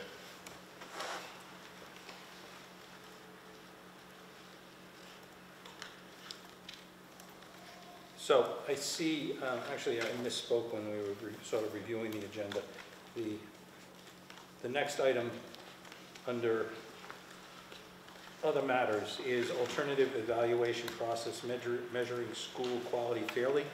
And as I mentioned at our last meeting when I spoke about a couple of other programs at the Massachusetts Association of School Committees annual conference, another presentation that I attended, which I thought was really thought-provoking, is the presentation about creating a new school accountability model in Massachusetts. And everyone has in their packet a 4-page presentation. This is a program that's been established by the Massachusetts Consortium of Innovative Education Assessments. I thought that the presenters, the executive director of the consortium, and also their advisor did an excellent job in presenting this concept. They have signed on Boston, Lowell, Revere, Somerville, Winchester, and Attleboro. as pilot districts, and while we recognize that the MCAS tests are an important measure of our student performance, there's been tremendous discussion about its a very narrow kind of assessment of our students' achievements. And this concept is to create a much broader assessment system. It envisions involving teachers to a great extent in developing the assessment criteria that would be used in an individual school or school district. The board of directors is made up of the superintendent and the union president in each of these districts that have signed on. It looks to just to read the vision, the consortium believes that there are richer means of assessing student and school progress and established practices, and proposes a move away from one high-stakes standardized test to a more robust system of multiple measures. The consortium envisions recognizing the multi-diversity of schools, the importance of collaboration, and the need for high-quality, actionable information that does not merely reflect student demography. In measuring student academic achievement, the consortium's approach allows all students to demonstrate what they know and can do through teacher-generated performance assessments, seeks to increase achievement for all students, close prevailing achievement gaps among subgroups, and prepare a diversity of students for college, career, and life. And there is a lot of professional training that's available, that's been provided, that the group, the consortium, and its advisor seem to be highly professional to me.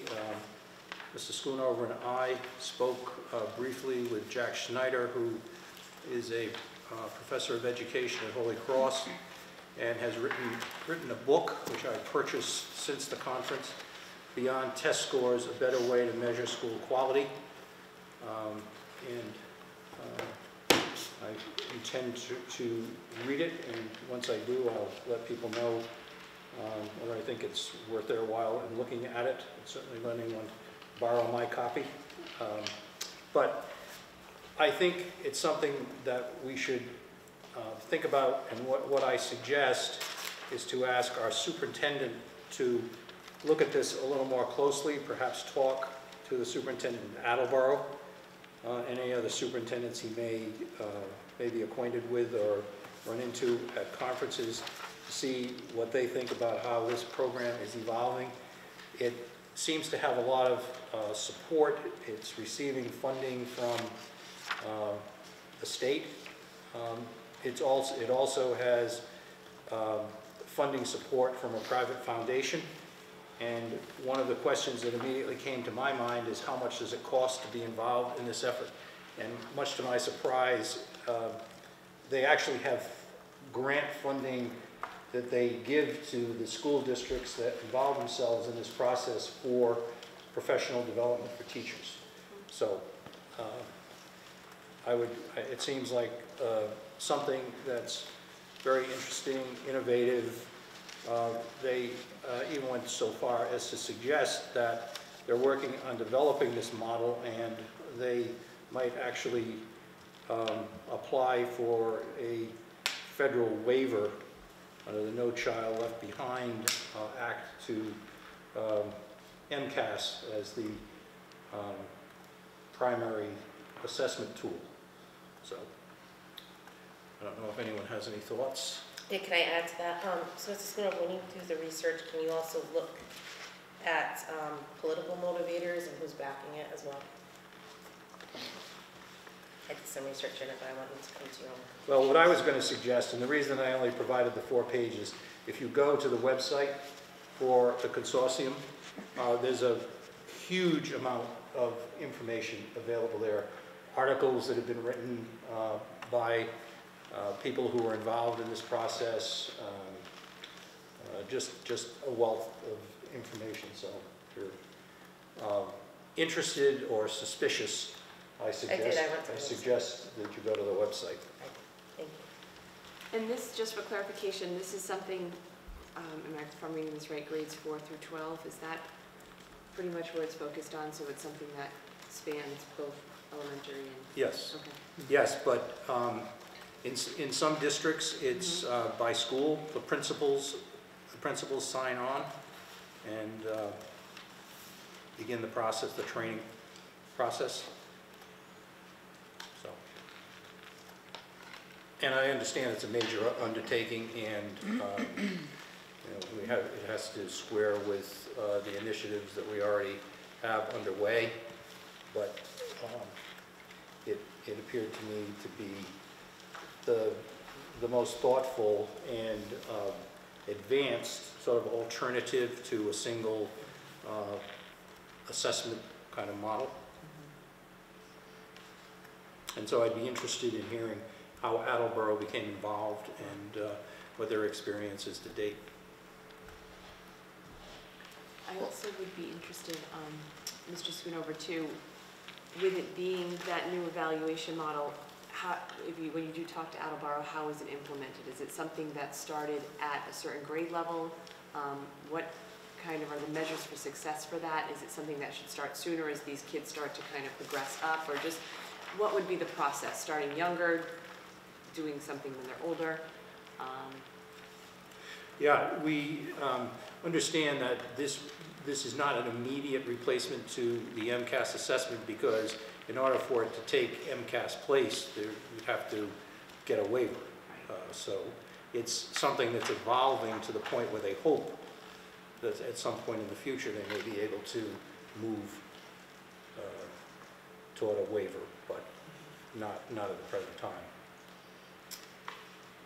And I'll just add that in our strategic plan under student learning, one of our key priorities is developing and implementing a system for students to demonstrate their mastery of 21st century skills through authentic assessments, including capstone projects. Authentic assessments are performance-based assessments. So this is already part of our plan. It's, I had no idea that this is happening, but one of the things that we want our kids to do is in each and every class, as frequently as possible, to demonstrate through these performance tasks outside of regular paper and pencil tests their understanding and their ability to apply what they've learned in their classes, culminating in a senior project of some sort. So this is already, at least the concept of this is already embedded with our plan for the future. Okay. So, no further questions? All right, next item we have on the agenda is Bristol County Chamber of Commerce membership. You recall that Mr. Machado requested that this be on the agenda. I spoke with Mr. Machado, and I'm sorry he isn't here this evening because I believe that he had a conversation with the president of the Chamber of Commerce, and a lot of his concerns were satisfied. But since it was his request and he is not here this evening, unless anyone else has any comment, we'll... No, let's table it till the next meeting when he's in attendance. Can I just ask, that was approved at that membership was approved at a previous meeting that I did not attend, correct? That membership was approved? The Bristol County Chamber of Commerce, have we approved that membership yet as a committee? That was approved at our last meeting in Berkeley. Okay.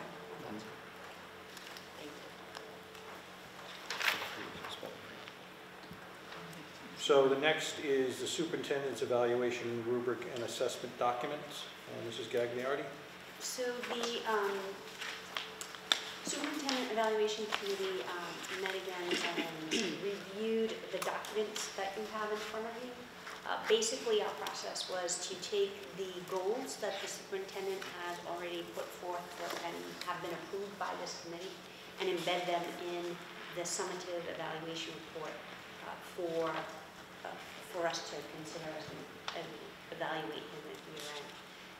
The other piece of that, so there's two pieces. One is the goals that are determined by this district that the superintendent suggested and we approved. So that's that document that says end of cycle summative evaluation report for the superintendent.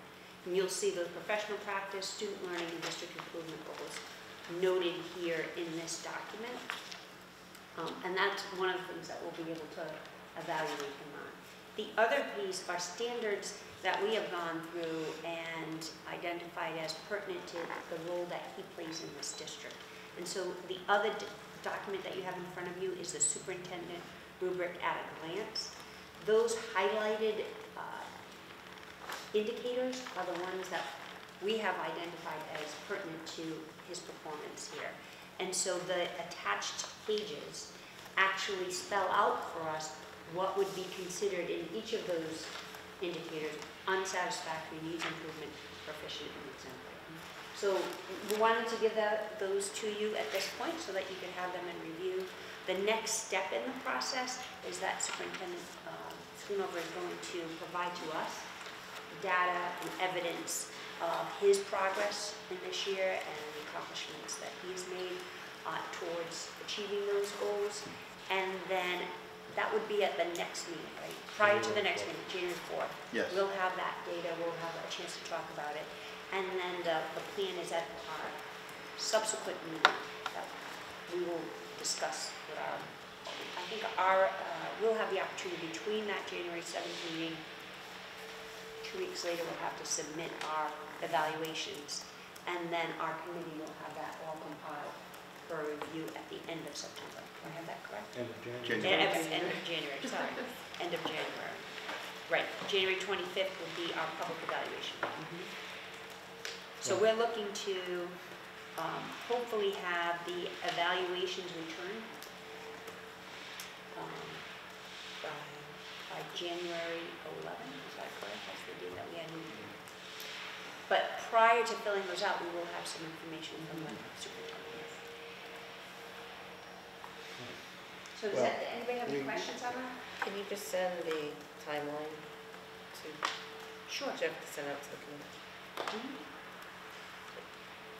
Yeah, I would just add to that. We'd like to stay on schedule with the superintendent's evaluation so we can complete it by the end of January. So if folks would look at the evaluation documents, the superintendent has indicated that he expects to be able to get his documentation out to us in advance of the January 4th meeting.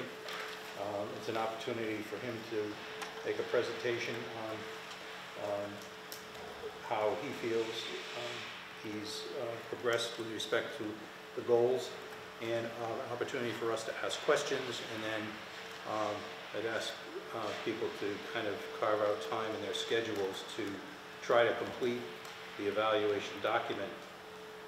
It's a comprehensive document. It takes a good deal of time to complete it properly, but we would like to be able to get it in well in advance of our January 24th meeting, because under the rubric we're required to take all of the individual evaluations and come up with a summary evaluation of the superintendent, which will be presented publicly, hopefully on January 24th. And we're sending all these to Robin, correct? Pardon me? We're sending this to Robin to compile, like we've We'll done for K-8. We have a evaluation subcommittee. We'll figure out exactly how the summary is going to be prepared. I think it takes a certain amount That's what we've done in the past? We do not, I think under the rubric, you're expected to prepare kind of a general summative evaluation, not simply repeat the comments of every individual member. The individual evaluations are also public information, but the summative evaluation is intended to be a summary that's prepared either by the chair or a subcommittee. So I think what your point is, when we complete ours, we send them to Robin, and then the subcommittee will take those and actually put them into a summary report. Okay, so on the K-8, we've had Robin put it all together, and that's why no words are changed. And she just does it and then does kind of like a score of the majority. So if anyone did a 4, then it would be a 4, and she would compile it, and then we could all see, you know, what is, what everyone kind of. And that will still be part of it, but there, I think that the practice we've had is there is kind of a summative document that kind of gives a summary of all of that, and then you have all the detailed documents attached. Why is it more complicated for 4th grades at the high school and less complicated for 8th grades at K-8? I'm just telling you what we did in the past. Well, there's a rubric, Melissa. I've been on it before. You can follow your process. We're trying to follow Right. the rubric that was established by the Department of Elementary and Secondary Education, which says, I've attended sessions at the school committee conference about superintendent evaluation. It's on there every year, and I believe the rubric calls for the committee chair or a subcommittee to prepare a summative evaluation based upon all of the individual evaluations. Correct. Okay, I know I've been on this board before and we have done it this way. I just wonder why we need to have another subcommittee. But if you're saying that's required, I will. It's not required to have a subcommittee. The chair could do it. But, all right. So, next item is Somerset and Berkeley K-8 updates. So, Mrs. Terry, do you have anything to report?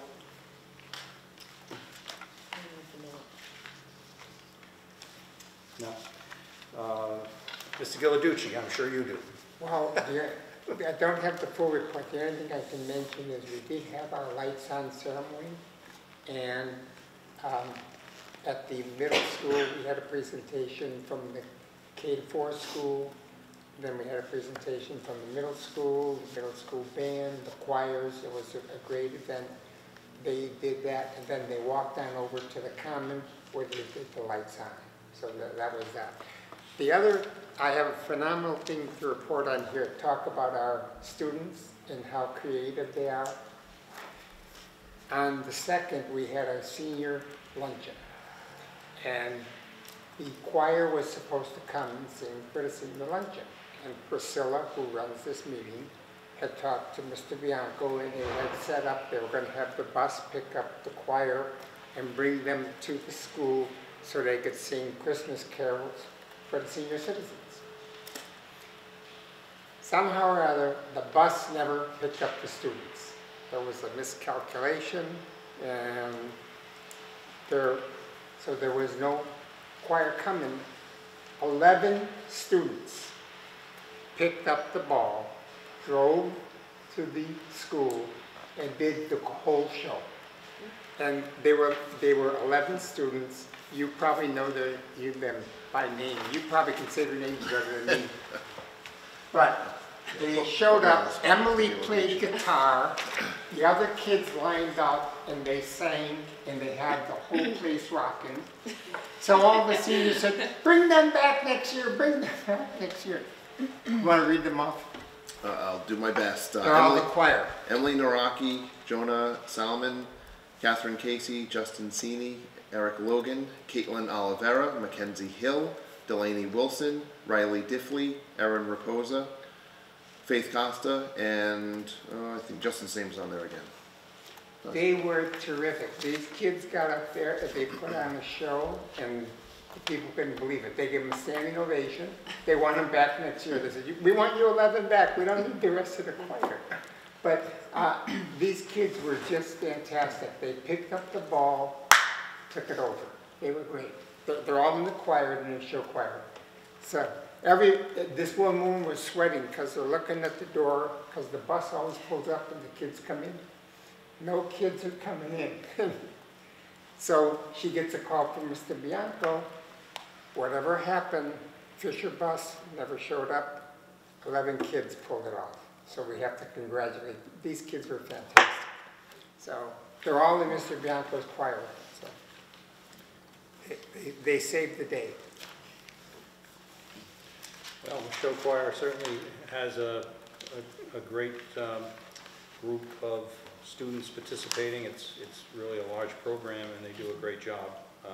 We saw them at the one of the Music Town events, and they'd only been practicing for a couple of weeks, so it was kind of like a preview, but they did a great job. And I'm glad to hear that they're out in the Berkeley community. Hopefully they'll be out in the Somerset community with a similar kind of outreach, because I think it's very important that we let the seniors in both communities know what's going on, and have a sense that the students want to reach out to them and provide them with some entertainment or other kinds of support. So that's a great thing. So the next item is to approve minutes of prior meetings. The first is joint open session minutes of November 16th, 2017. I'll entertain a motion to approve those minutes. So moved. Second. Motion made by Mrs. Gagliardi, seconded by Mrs. Field. Any discussion? In the absence of discussion, all those in favor? Aye. Opposed? Unanimous.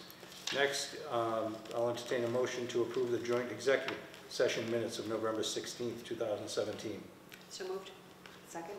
Motion made by Mrs. Gagliardi, seconded by Mrs. Field. Any discussion? In the absence of discussion, all those in favor? Aye. Opposed? Unanimous. Next, I'll entertain a motion to approve the open session minutes of November 16th, 2017. So moved. Second. Motion made by Mrs. Gagliardi, seconded by Mrs. Field. Any discussion? In the absence of discussion, all those in favor? Aye. Opposed? Unanimous. And finally, I'll entertain a motion to approve executive session minutes of November 16th, 2017. So moved. Is there a second? Second. Motion made by Mrs. Gagliardi and seconded by Mrs. Terra. Any discussion? In the absence of discussion, all those in favor? Aye. And opposed? I'll abstain. 4 votes in the affirmative, and Mrs. Field abstains. Next, topics not reasonably anticipated by the chair, 48 hours in advance of the meeting. There are no such matters. Action items for future meetings. Is there any? I think we'll just ask the committee to look over the evaluation documents in advance of the superintendent's presentation at our next meeting. Right, and an update on the Chromebooks.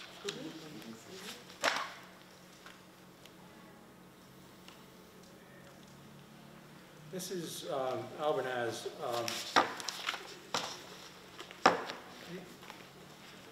The electric contract wasn't on the agenda tonight. Is that going to be coming before us at some point?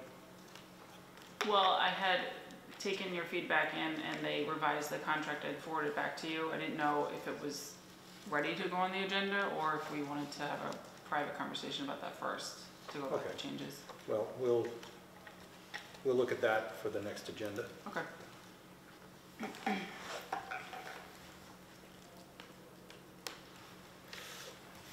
All right. Next item is public input. Is there any public input this evening? Mr. Mullen. I got a question on this sheet on the MCAS proficiency, and you know, some of the school, one school, it's got 99%. It's Somerset Regional High School is 65%. Now, is that the fault of the teachers? Is that a fault of the students don't like science?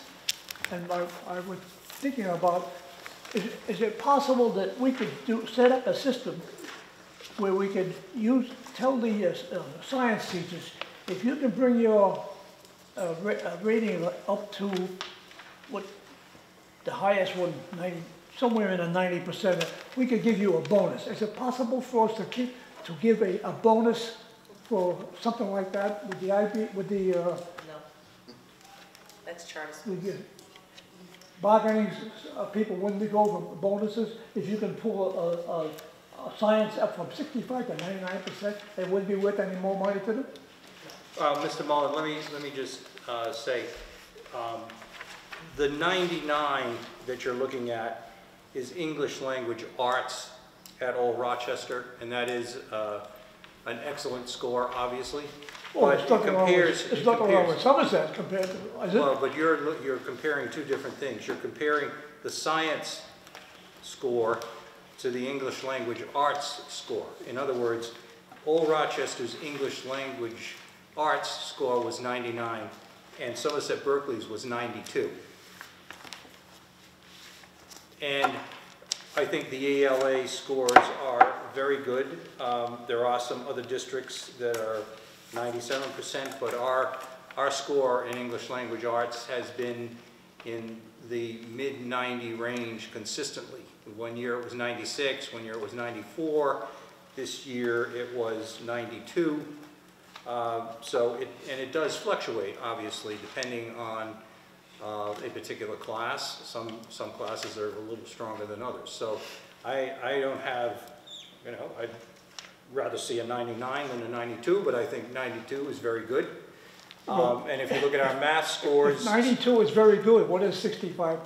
Yeah, but you have to look at the science scores, relatively speaking. And I agree with you that there is some concern regarding the science scores in comparison to other school districts, but there is no school district shown on this chart that comes anywhere near 99% in science. They're generally in the 80% range or 70% range. Well, so even 80% would be much higher than 65%. Mathematically speaking, you're absolutely correct. The other point I meant to bring up when I think about it, I read in the Spectator, one of the teachers, or a group of the teachers, have said that they're having problems with the teachers they want to hire to come into the Somerset system, as opposed to people looking to leaving Somerset and going to another system because they're making more money. Is that true? It has been the case in some instances, yes. Okay. Is that something that could be straightened out by a town meeting, so that we would say we want to bring the rates up? We don't care what it's going to cost us. That's very generous of you. It's worth it. It's worth it to put money in education so we can hire new teachers in and we can keep the teachers we've got here. That's what point I'm trying to make. Yeah, well, it's a question of economics. And I'm sure the town would go for it. Like we have a meeting here tonight with, we're what, 28 people in a meeting? Well, if you get something that people are interested, you'll fill that meeting up. As I recall, there were the moderator on the vote, on one vote, the moderator mentioned that I think there were a little over 100 people there. But certainly not a large number. Well, if that situation is true, that we are having trouble hiring a better qualified group of teachers into the system, and we are also leaving the teachers who we have are going to other systems because they're going to make more money. It's that basic. And it comes out of economics. Well, we're very aware of that issue. Oh, I'm sure you are. Thank you. Thank you. Actually, I wrote down some stuff as the MCAS presentation was taking place, and this might answer some of Mr. Mullen's questions. I remember at another MCAS presentation that we now have a special class of students that we need to count towards our MCAS. I can't remember the name, but it involves the special needs students. It's the high needs group, which includes English language learners, students with disabilities, and the economically disadvantaged population. Right, and this, we are now, I believe that these scores reflect that for the first time? No, we've had the high needs population has been included in previous years. Some years it's only included economically disadvantaged. It has never included our ELL students because we don't, as a subcategory, because it's too small. In years past, we didn't have a specific reference just to students with disabilities because we didn't reach the threshold there. But now we have enough students with disabilities and who are economically disadvantaged to look at both of those categories. Okay, so my question is, do our special needs students, who are our high needs group, who particularly are in the sub-separate classroom, because we've brought back special needs students into the district, and they are predominantly in a sub-separate classroom, are they taking the same MCAS exam as everyone else, or are they all on the MCAS alt? Some are taking regular MCAS, some are taking alt. It depends. Only the state has said, and I forget if it's 1% or 2%, but only 1 or 2% of all students should be taking the MCAS alt. So if the majority of our special needs students who are in sub-separate classrooms are taking the MCAS exam, and they are not being taught by the science teachers, they are being taught by the special needs faculty,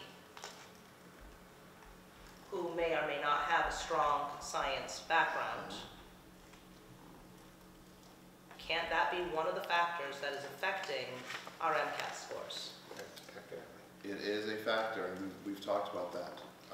But we also have, this past year, 35% of our students, which was equivalent to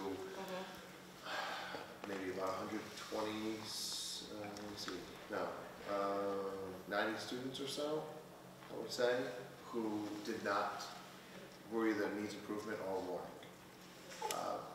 A number that far exceeds our special education population in grade 9. But you're right, that is definitely a factor.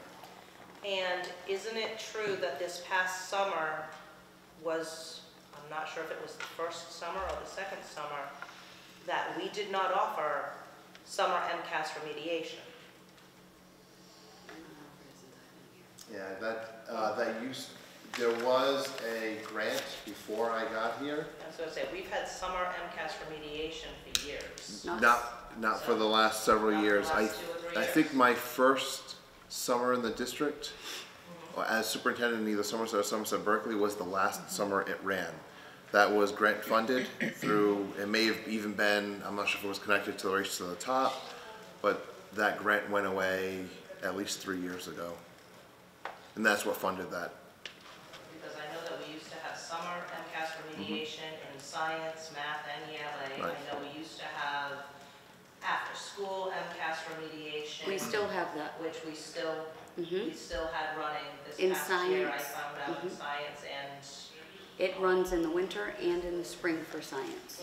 you know, but I also know that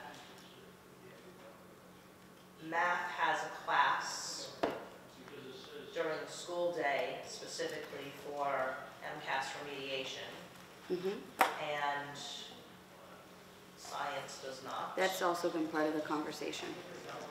How do we create something comparable in addition to maybe a science lab that would also be comparable to the math lab that has been set up in the last 2 years, or for the last 2 years?